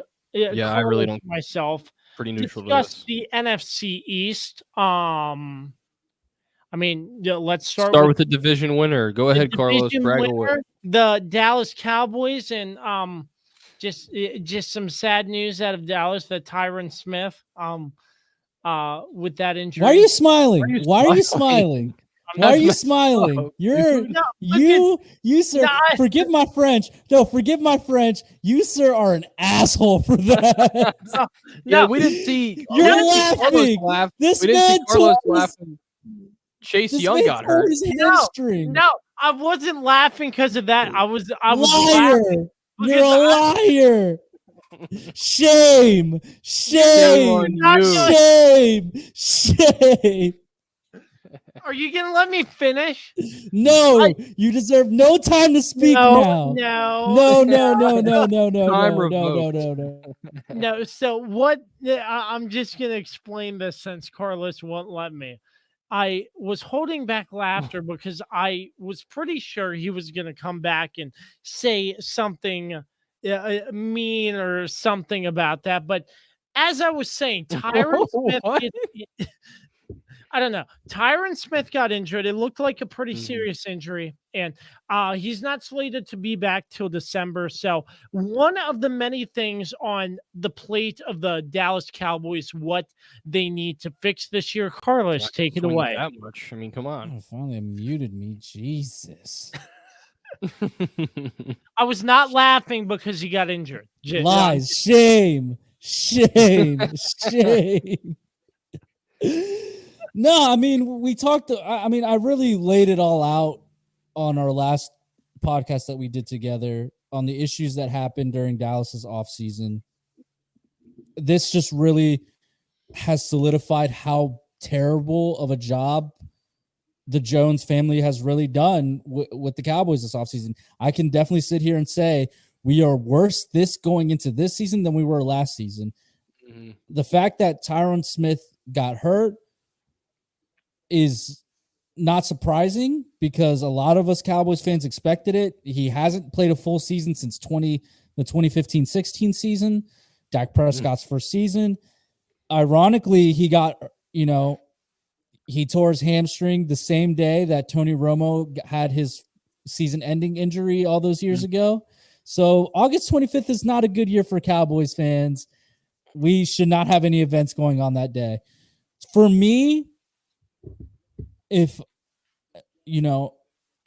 I was the Cowboys coaching staff or, in the front office, which I wouldn't be because I'm not part of the Jones family. If I were in their position, I would just shut it down for Tyron Smith this whole season. There's no reason to bring him back at this point. I agree. Because he's not going to be healthy until December.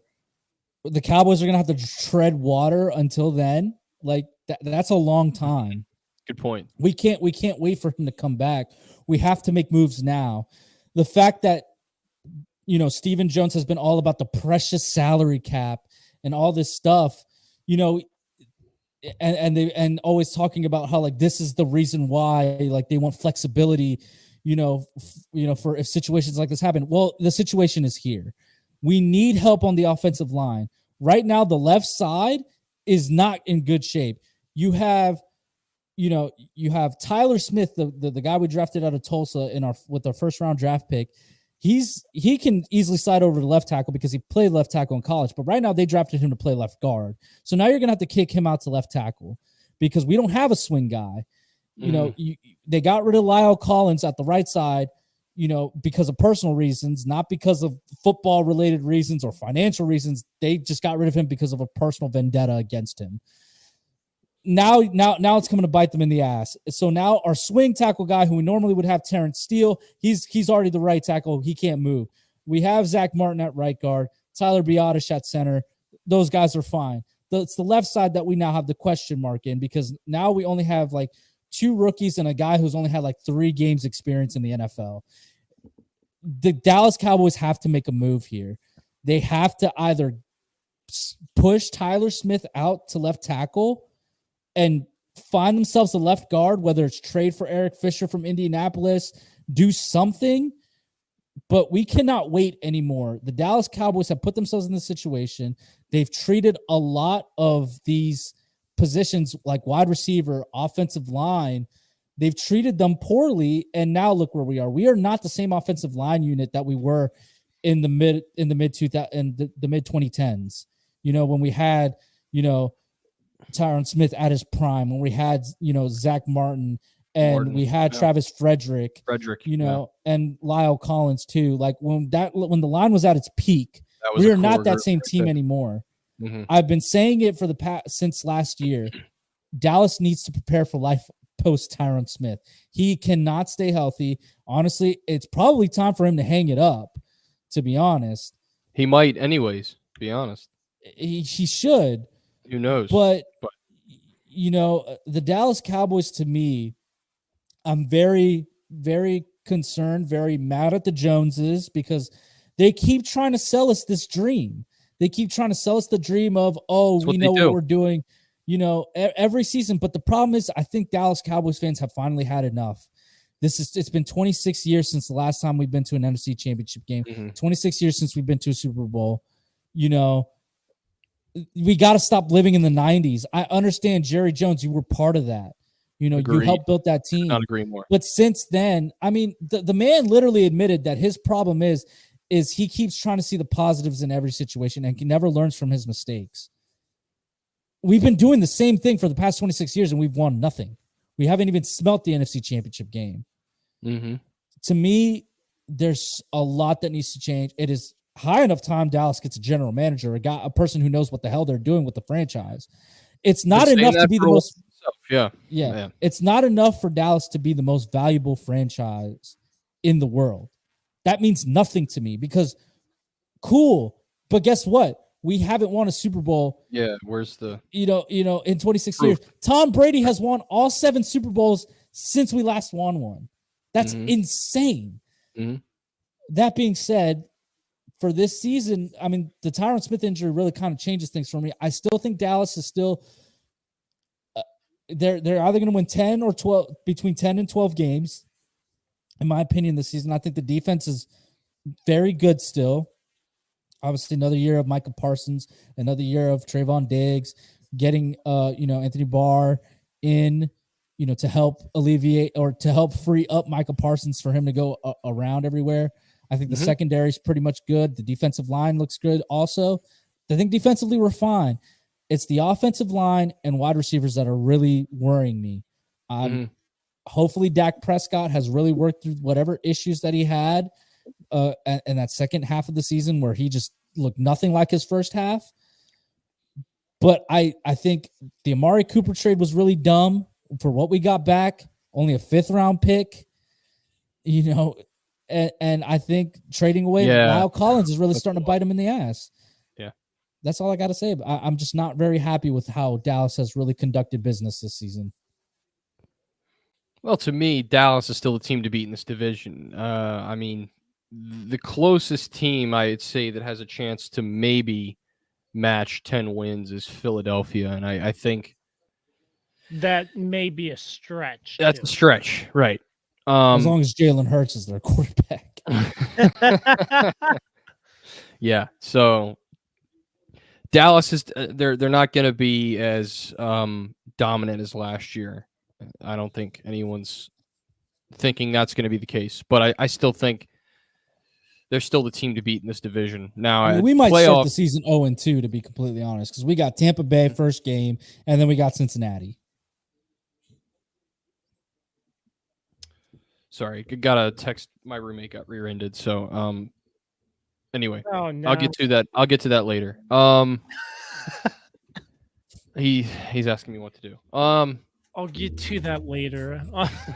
Call your insurance and call the police. That's what you do. Yep, that's what you do. Let me go. Sorry, you guys can continue the conversation. I'm gonna drop out for a sec. Dan's got to take care of his roommate who got rear-ended. Prayers up. But anyways, as Dan was saying, I agree. Yes, I think Dallas is the front runner. I mean, yeah, I'm being a realist here. I'm not going to go out and say all the Commanders are going to be the best team in the NFC East. They're going to beat the brakes off of Dallas twice because the Cowboys suck. I'm a realist, and I think even though your concerns that you fronted to the table, Carlos, yes, I still think Dallas is the front runner because I don't see, and like Dan said, it's a stretch to even say the Eagles are in contention to win the division because you look at the Eagles, they had an okay season. You look at the Commanders, injuries, COVID, and ended up falling off the rails towards the end of the season. And the Giants. So looking at the rest of this NFC East, I mean, as of right now on paper, it just looks like Dallas is the front runner. Yeah, no, I mean, like, there's no question about it. Like, Dallas is the front runner. It's just we as Dallas fans, we are tired of just striving to win the division. This division is not hard to win, you know, especially when you're having competent franchises like Washington has been for the past couple of years. The Giants have been for the past couple of years. Philly won their first Super Bowl ever a few years ago. So they got to experience that. A lot of us Cowboys fans today, we weren't around for the 90s. So like whenever Jerry Jones goes back to, I remember when Michael Irvin was doing this or, all that, like talking about the 90s teams, it's like, dude, like that was almost 30 years ago. Like where's our, when you look around and you see what Tampa Bay has done, what the Rams have done, I think Cowboys fans are kind of to the point now where we're like, we'd rather go through 5 years of cap hell than, to get 1 year where we go all in and win a Super Bowl, because that's all we want right now. We have become the joke of the league. We don't want to be that. We want to, for once, be able to shut everybody up. I've gone through the playoff experience before with you guys on, why Cowboys fans were able to really like, kind of sell it to themselves that like, that like we're right there, that like the dream is alive. Like if this didn't happen, we would have gone all the way. What happened against San Francisco this past offseason or this past playoffs was very, I want to say, I guess traumatic would be the best word. I mean, it was, it was that feeling all over again as Cowboys fans. It's like, we know we were better than them, but once again, like we just couldn't get the job done. And it was because of, incompetent coaching, incompetence in the front office of signing these dumb deals like the Ezekiel Elliott deal, that has really hindered this team for the past couple years. So for the Cowboys, it's just, I mean, for the Cowboys fan base, it's just, we're tired. We want to see results. We're tired of just getting to the divisional round at the, that's the furthest we ever get. We want to get to the NFC Championship game. We want to compete for a Super Bowl. But, the Joneses just aren't willing to really do what it takes to get there. They care so much about the precious cap, and it's just like other Money. teams figure it out. They figure it out. Why can't we figure it out?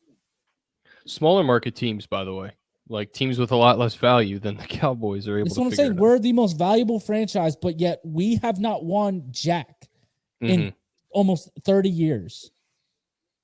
Yeah, I don't have anything to add to the Cowboys.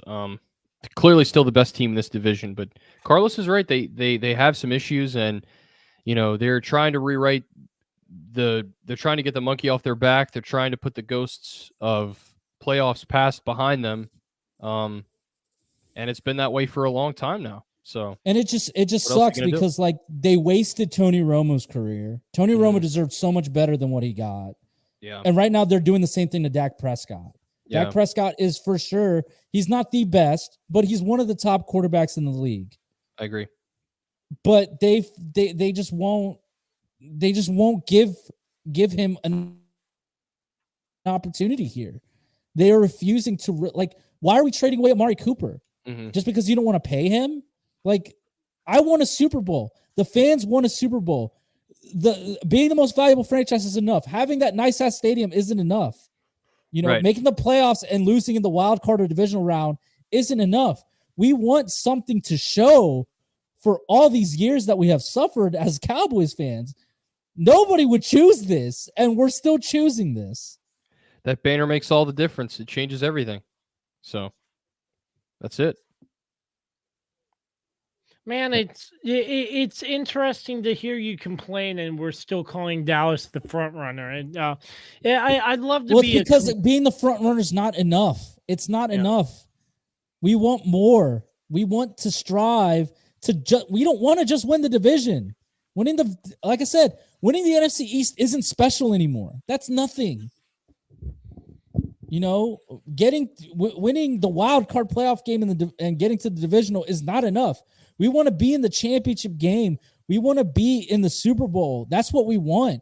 And what Dallas has done this offseason, the Jones family has made the team worse than they were last year's team would beat the brakes off of this Cowboys team. Yeah. I don't really have much more to add. Let's talk about the Just one more thing. Like calling the Cowboys the front runner in the NFC East is not a compliment. Like, it's not hard to be the front runner. Well, especially when we had that one season. What was 7-6, the division winner? That was Washington. 7-9. 7-9. I mean, sorry. 7-9. Yep, I remember that. Yep. Let's talk about the Giants. How do we think they'll do this year? They were not the second place team, Kirby. You're breaking your own rules. Oh, okay. We're just getting off track here. Kirby, it's all you. Take it away. For the Commanders. It's Philly next. Oh yeah. No, my It's dad's Philly right. next, How about boys. the Eagles? Oh yeah, we're dumb.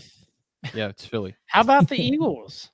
Let's go. How about the Eagles? How about the Eagles? A solid draft, a good offseason, but Yeah, they still have Jalen Hurts at quarterback, so I don't really have a lot of faith. And Nick Sirianno.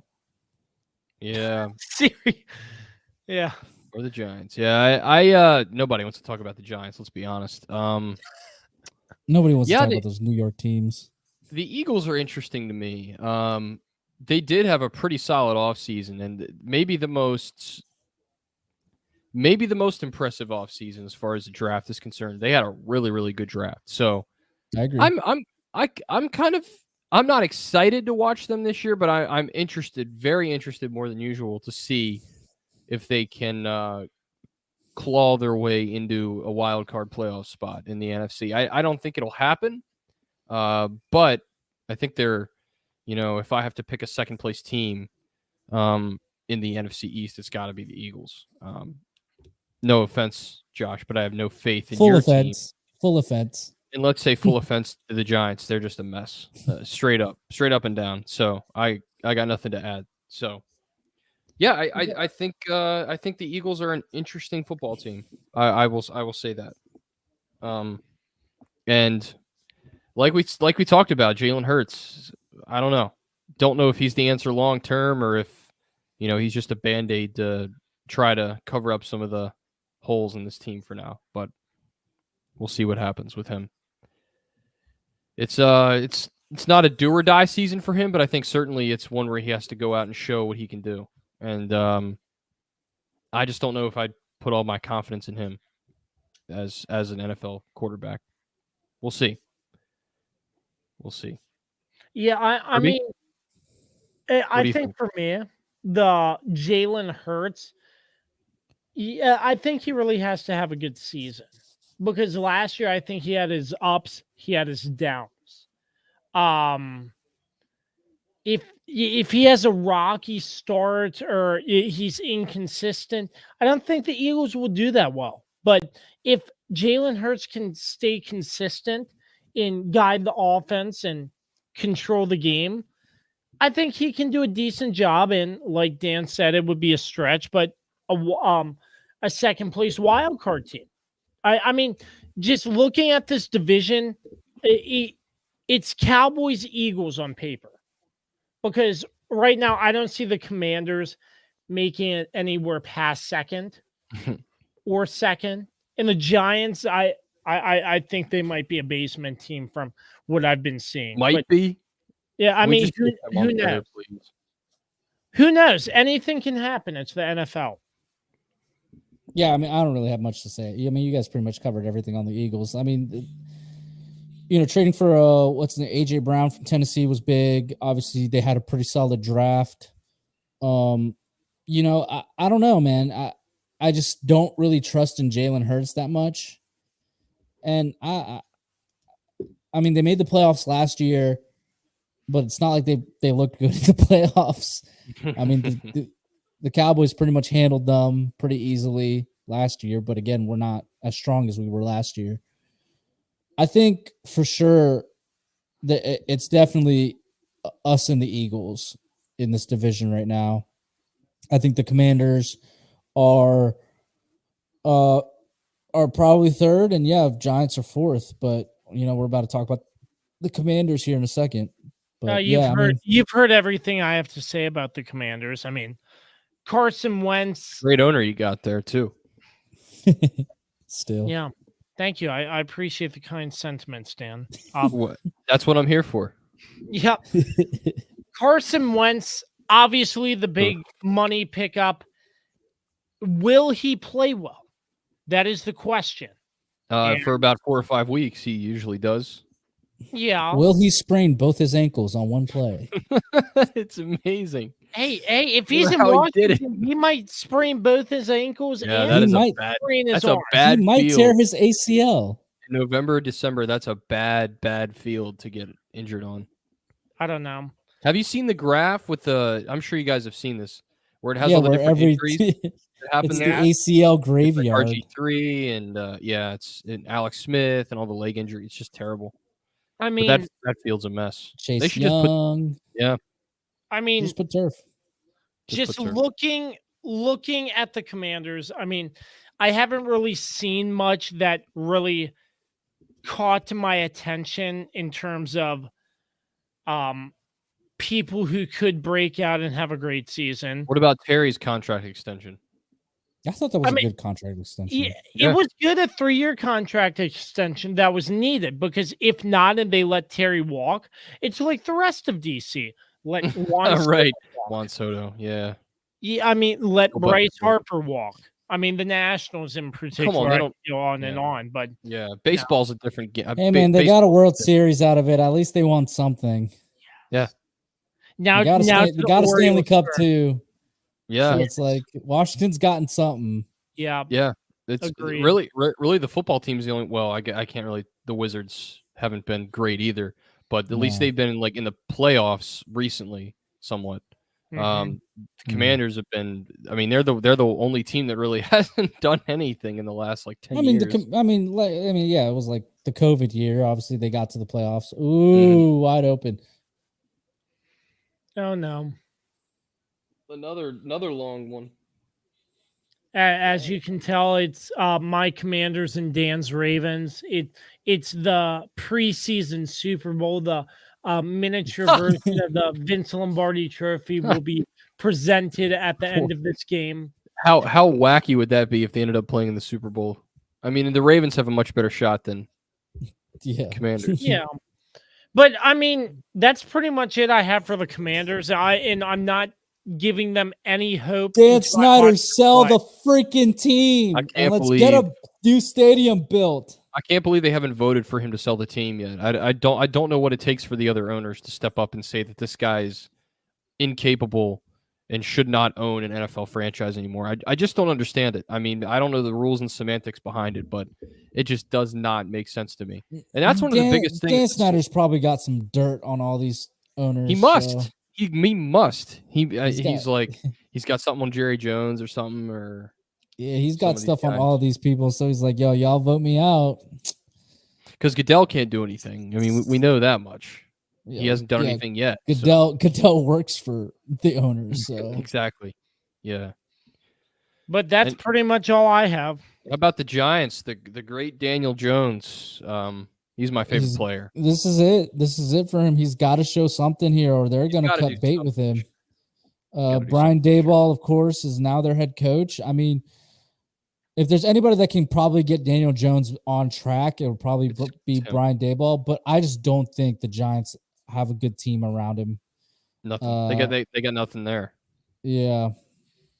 I mean, and I think a lot of people question that pick from the start of Daniel Jones that early in the draft, where he went. Daniel Jones from Duke, really? I mean, that was a weak quarterback class when you really think about it. I mean, it was either him or it was going to be Dwayne Haskins, rest in peace. Yeah, But, you know, Haskins was, I mean, definitely the superior guy But- coming out of college. But I don't know. yeah, but, you know, we saw how, you know, he worked out in Washington. He just, Well, I he mean, had to honestly, play for Dwayne Ha- Washington. but Dwayne Haskins just wasn't ready for the NFL, to be honest. He should have stayed another year in college. Mhm. You know, he only played 1 year in college. True. A lot, and he just didn't have the maturity to be a starting quarterback yet. Takes so- a certain amount for sure. Yeah, so for me, it's just like that was a bad quarterback class, and it sucked because they needed a quarterback. So they kind of went with a guy who, you know, Eli Manning kind of helped them, you know, pick. But it's just like Yeah. Eli He Manning was a looks like Eli 500 Manning. quarterback. Right. Yeah. Right. Eli Manning was a 500 quarterback. Sure, he won you 2 Super Bowls, but like it's not like Eli was not his brother. No, definitely not. Yeah, I don't have much to add to that. I think it's going to be a long season for the Giants, to say the least. We've broken down the NFC East so many times. It's just like Yeah. there's not much for us to really say. And No, I think we've made this long enough. absolutely. To be quite honest with you. That was Yeah. It's been the fun. West and the East. Next week at some point we'll do the North and the South, getting you go. set for the NFL football season. Boys, Jacksonville. are you ready for football? Because I'm counting down the days. I'm Let's just ready go. for October for when we go to the Ravens Browns game.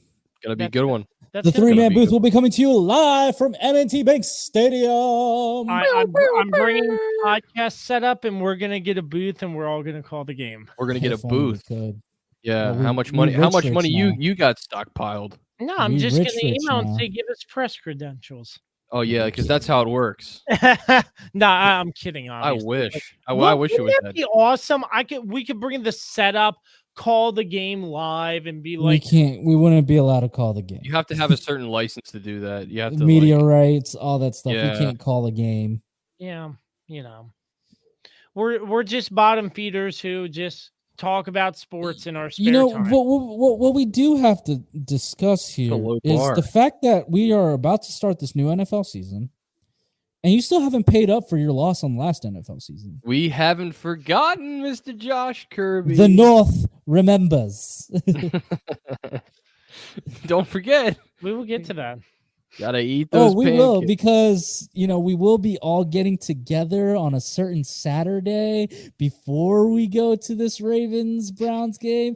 So either way, An IHOP nearby. there's an IHOP nearby. One right We in might be Herndon. doing 24 pancakes.